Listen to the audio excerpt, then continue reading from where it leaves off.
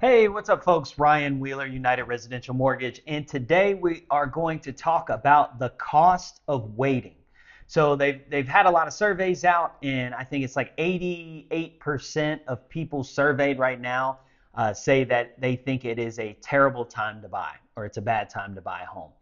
When indeed that is contrary, or that belief actually makes it a good time to buy. So when everybody else is not looking to buy, this is the opportune time for you to actually go in and buy. You have less competition, so it's a better opportunity, especially if you're a first-time home buyer looking to get into the market. So what we're going to talk about though today is the cost of waiting. A lot of people think that they should wait for interest rates to come down, and I'm going to show you some data and some actual hard numbers on why there is a cost to waiting.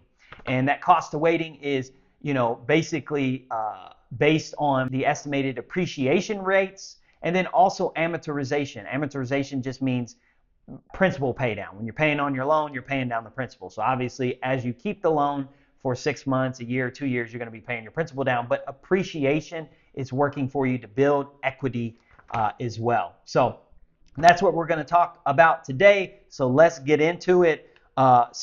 For example, if you were to do a loan today at, for example, 7.25%, we're going to compare that and fast forward to 6 months. Let's say in 6 months, interest rates are down to 6.75%. Well, you will actually have a cost of waiting that's going to result in about $7,440. And that's lost appreciation and amortization. So paying down the principal and appreciation. Now, these appreciation rates are, I'm using very conservative estimated appreciation rates here. We're using between, around in 6 months, we're using about 2 to 5%. And for the rest of these, about 5%, when actually the market over the next 12 months, year over year, is actually estimated to increase 8 to 10% year over year, and maybe even that following year. But year one, let's say you wait 1 year to purchase a home, your estimated cost of waiting is going to be about $14,993. So about 15 grand. And that's about 12 to 13,000 in appreciation and about 2,300 in amortization, principal paid down. I think this number is grossly underestimated because I think the appreciation rate will likely be double that, which would make this cost of waiting about $27,000. Now keep in mind, we're basing this on a $250,000 house. That is the median house price in this market, in this Hardin County, Central Kentucky market right now. So that's kind of what we're basing this on. Year two, cost of waiting, $26,000. Now, year one, I forgot to add, I apologize, that we were saying that a year from now, interest rates might be 6%. So this is if you close today at 7.25% versus if you wait a year and rates are 6%. That cost of waiting 1 year out is at minimum $15,000. Minimum on a $250,000 house with a 3.5% down payment.